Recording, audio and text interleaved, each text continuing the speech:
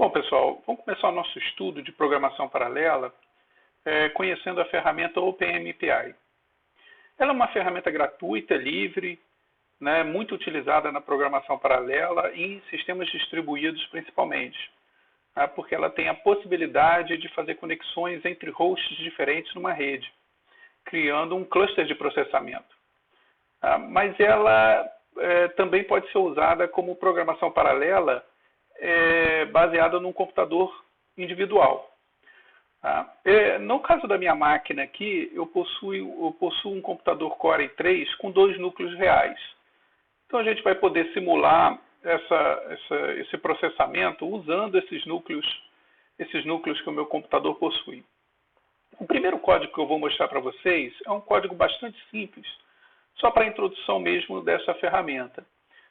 Então, olha só, eu criei um programinha chamado Hello World paralelo, e o objetivo dele é simplesmente criar múltiplos processos, através do MPI e fazer com que eles se comuniquem entre si.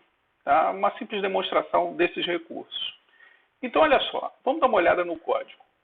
Eu tenho aqui uma inclusão de bibliotecas padrão que a gente já usou até na explicação do problema da mochila. A única diferença é que eu tenho essa inclusão desse cabeçalho chamado mpi.h. Ele é importante no processo de compilação, pois vai trazer as bibliotecas do MPI para a gente poder compilar e usar no nosso código. Aqui eu defino duas constantes que a gente vai usar no código. Aliás, 3 constantes aqui. Essas duas para definir o PID do processo, que eu vou mostrar como é que o MPI faz isso para a gente. E uma tag aqui, que é simplesmente uma marcação para dizer qual é a constante da mensagem. Mais à frente eu falo sobre isso. Então, olha só. Então, eu vou gerar... O que esse programa vai fazer é que eu vou disparar 2 processos. No primeiro processo, a gente vai ter um cara gerando um número aleatório e transmitindo esse número aleatório para o primeiro processo. Então, um código bem simples. Então, a gente tem a semente desse gerador aleatório de números. E aqui, eu tenho duas variáveis que são importantes, que vão ser usadas para identificar qual é o meu PID em execução dentro do MPI e quantos PIDs, quantos processos nós temos no total. Aqui nós temos uma variável que é uma estrutura do próprio MPI, que vai ser bastante utilizada nesse programa para justamente mostrar o status da comunicação entre os processos. Bom, a primeira função muito importante do MPI é essa MPI init. Isso aqui quer dizer o seguinte: a partir dessa linha, todo o código vai ser paralelizado. Ou seja, nesse instante, o MPI vai criar para a gente um processo paralelo. Ele vai clonar o nosso processo original, e vai gerar um segundo processo que vai ser uma cópia do processo inicial. Isso vai valer até que ele encontre essa linha MPI finalize. Então, esse trecho do código aqui, do MPI init ao MPI finalize, vão ser clonados. Legal? Então, isso aqui vai gerar um certo número de processos que a gente vai definir para ele. Outra função importante aqui é saber qual é o meu PID. Porque é o seguinte: a partir do momento que essa linha cria vários processos, cada processo vai ter um PID próprio, vai ter um PID próprio. Então, a gente precisa saber qual é o número do meu PID. Outra coisa que a gente pode precisar também é quantos processos foram iniciados. Porque aqui no MPI, a quantidade de processos que a gente vai rodar, ela é descrita no momento em que a gente roda o programa. Durante a execução do programa, a gente vai chamar um middleware, que é o próprio MPI, que vai ser responsável por criar os processos e dar os PIDs para ele.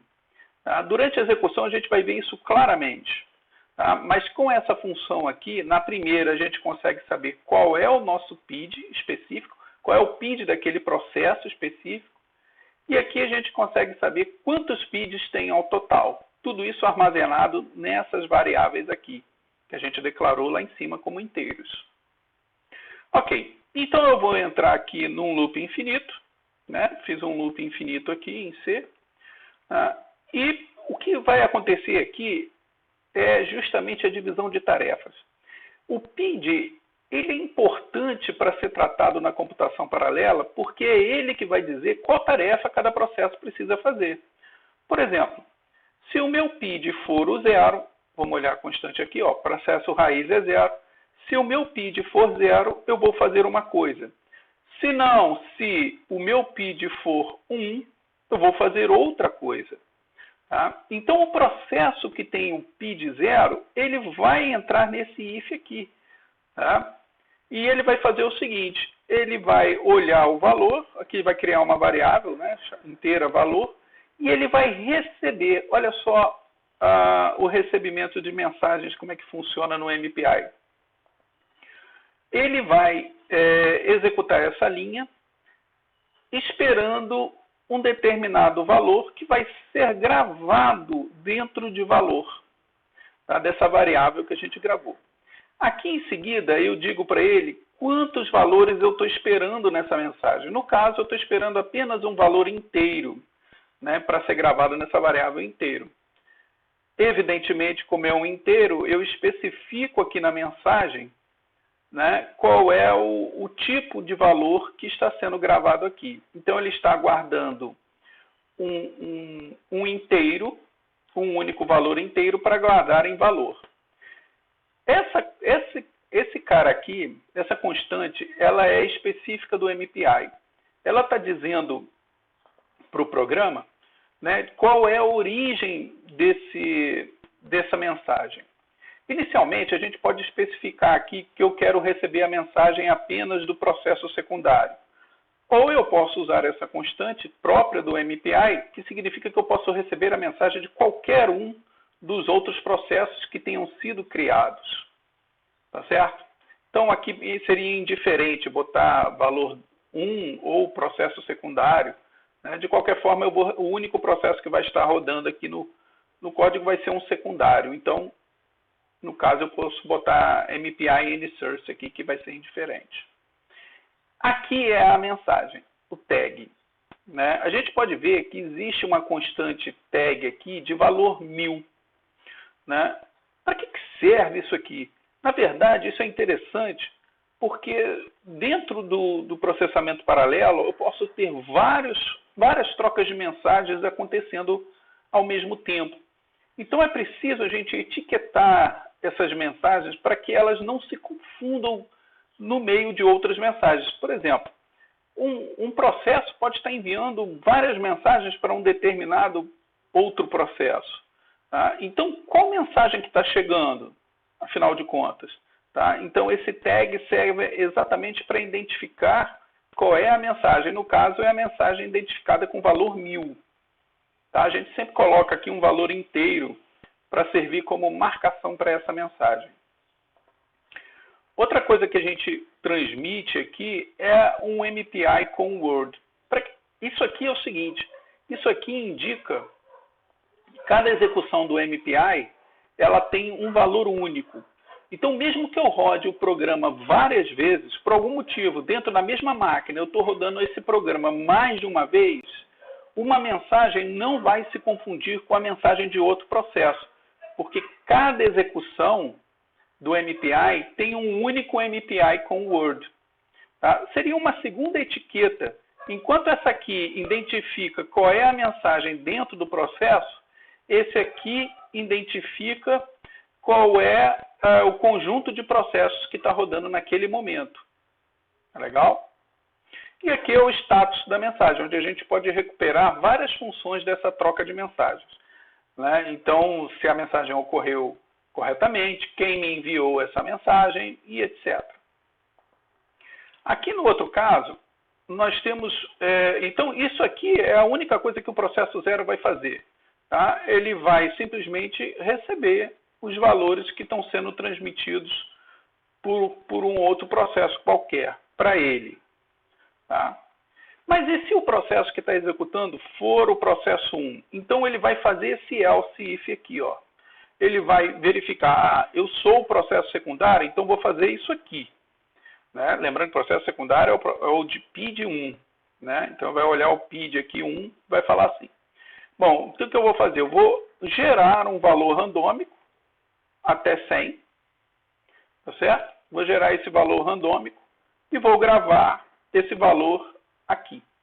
Em seguida, vou fazer o seguinte, eu vou transmitir esse valor, né? Vou transmitir esse valor,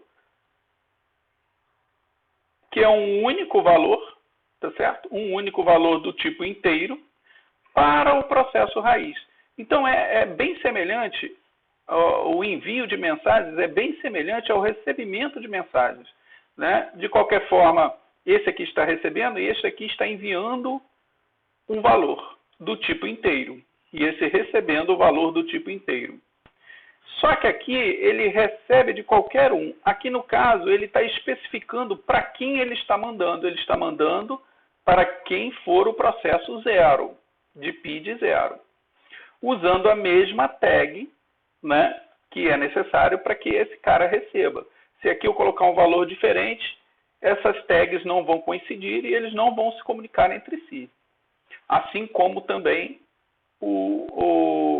a constante de execução, que é única para cada execução do MPI.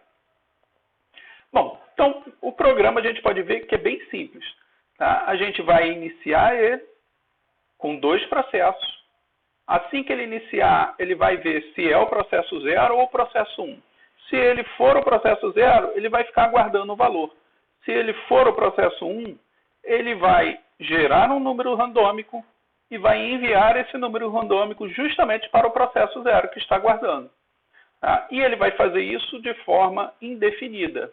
Né? Vai ficar preso nesse loop aqui, trocando mensagens entre os processos.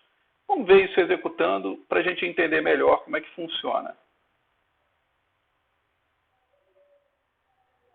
Bom, pessoal, então vamos dar continuidade aqui. Agora que a gente já tem um programa simples, né, o Hello World paralelo, que é um simples programa que vai executar 2 processos e que um vai ficar enviando um número aleatório para o primeiro processo, né, a gente vai ver como compilar e executar esse programa.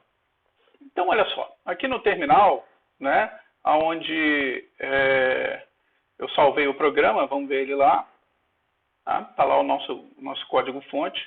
Vamos compilar ele, só que agora eu não vou usar o GCC. Né? A gente vai usar um compilador próprio do MPI, que é o MPI-CC, que na verdade é só um script do GCC que inclui as bibliotecas do MPI. Tá? Então, vamos chamar aqui o MPI-CC, né? Vamos gerar um código de saída que vai ser o Hello World paralelo, baseado no Hello World paralelo.c.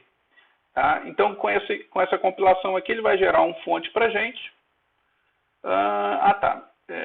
Ele soltou ali apenas um warning aqui, né? Apenas um alerta sobre a função srand, tá? Mas está tudo bem. Tá? Então, olha lá. Uma vez que ele compilou, ele vai gerar para a gente aqui o nosso executável e a gente pode executar. Só que, para executar esse cara, a gente não vai fazer uma execução direta. A gente vai precisar de um middleware. Porque o que o MPI vai fazer? O MPI vai ser um processo que vai disparar os processos para a gente. Da mesma forma que a gente viu lá no estudo sobre processos, a gente viu que o Firefox ele conseguia, a partir do processo dele, gerar outros processos filho, né? O MPI ele vai funcionar como essa camada entre o seu sistema operacional e os processos que estão sendo executados. Isso serve para criar uma abstração, para poder permitir que ele monitore a troca de mensagens e o próprio PID que esses processos vão ter, né? Então, a gente vai rodar ele com o comando MPI run, tá?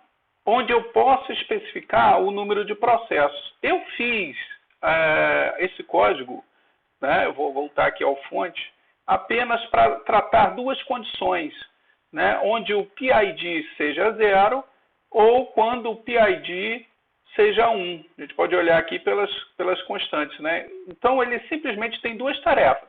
Ou você é o PID 0 ou você é o PID 1. Tá? Então, nesse caso, nós vamos rodar esse código apenas com dois processos, que é o 0 e o 1. Tá? Então, vamos chamar o nosso código compilado. Né? Tá, deixa eu fazer uma coisa aqui. Eu vou rodar ele em background, para a gente poder ter o terminal liberado aqui. Então, tá lá, está rodando, o programa está rodando, né, em background, e a gente pode observar da mesma forma que a gente fez os outros processos. Né? Vamos olhar ele já de forma hierárquica. Né? Deixa eu aumentar o meu terminal aqui. Então, olha só, pessoal. A gente pode ver que o MPI run, ele é um processo. A gente tem o PID dele aqui. Né? E a partir dele, ele gerou duas cópias. Deixa eu rodar novamente, para a gente ter o nome completo dos programas. Olha lá. Eu tenho o MPI run, né, que é aquela execução que a gente fez lá no Bash, né, rodou a partir do Bash. E ele gerou para mim dois processos que são clones entre si. Tá? Ele gerou dois processos porque eu pedi isso aqui no número de processos. Como eu tenho dois núcleos reais, né, eu pedi para que ele gerasse dois processos para mim.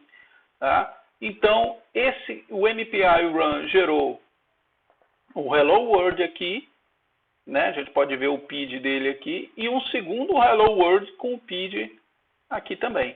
A gente pode ver que eles estão fazendo uso, né, bem grande aqui do meu CPU. Perdão.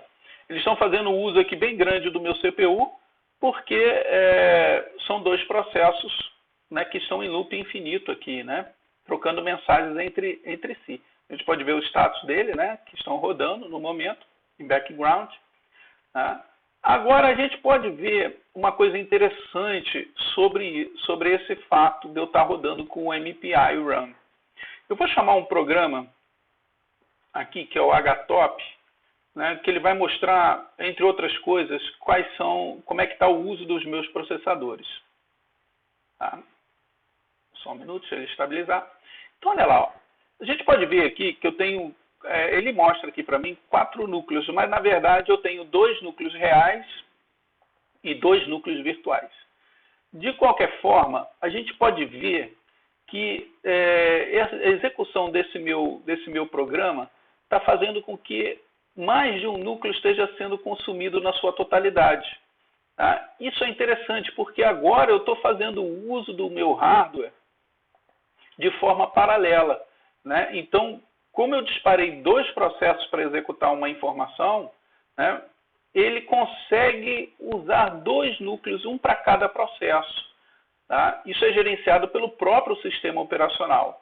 Por hora, a gente pode ver como foi interessante o fato de eu rodar o MPI, né, run, chamando o meu programa, especificando o número de processos, porque ele pôde criar 2 processos distintos que trocam mensagens entre si, a gente viu isso lá no código, e além disso, ele aloca cada um desses processos num dos núcleos que eu tenho disponível.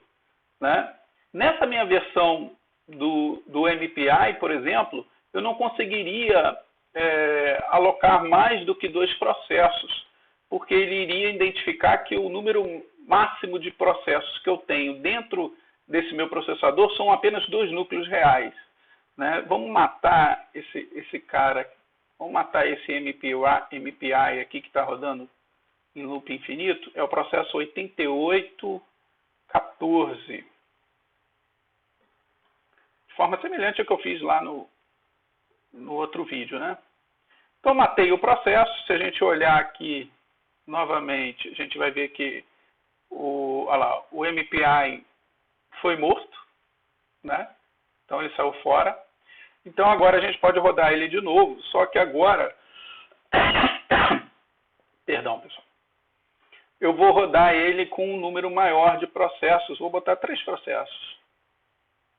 Olha lá, a gente pode ver que o MPI, como ele analisa o nosso hardware, né, ele verificou que não temos slots suficientes para rodar 3, né? Olha lá, 3 processos conforme a aplicação. Tá? Então, realmente, a gente não consegue aí, no caso da limitação do meu hardware, rodar mais do que 2 processos. Tá ok? Então, a gente fica limitado por questões de hardware mesmo. Tá? A gente fica limitado a apenas 2 processos rodando. Tá ok? Olha lá, botei para rodar novamente. Então, tá lá, conforme a gente explicou. Ok? Bom, eu vou apenas retirar os comentários do código do programa para que a gente possa ver essa troca de mensagens acontecendo. Bom? Então, olha só, pessoal. Voltando ao nosso código, eu simplesmente tirei aqui os comentários de output, né, de printf aqui, tá? Tanto do processo raiz, o processo 0, quanto do processo 1. Aproveitei também e deixei um sleep aqui de 2 segundos para que a gente possa ver esses prints na tela de forma mais tranquila, né? Vamos recompilar isso aqui. Voltar ao terminal, vamos recompilar ele aqui. Ok? E vamos rodar ele novamente com 2 processos. Então, olha lá, pessoal. A gente pode ver, né, que o processo 1 imprime o seu PID, que é 1, e avisa que enviou 79 ao processo 0. Ao mesmo tempo, o processo 0 diz que recebeu 79 do processo 1. Tá? Então, a cada 2 segundos, ele vai sortear um número até 100, entre 0 e 100, entre 0 e 99, no caso, né? E vai enviar isso para o processo 0. Né? Isso o processo 1 vai fazer.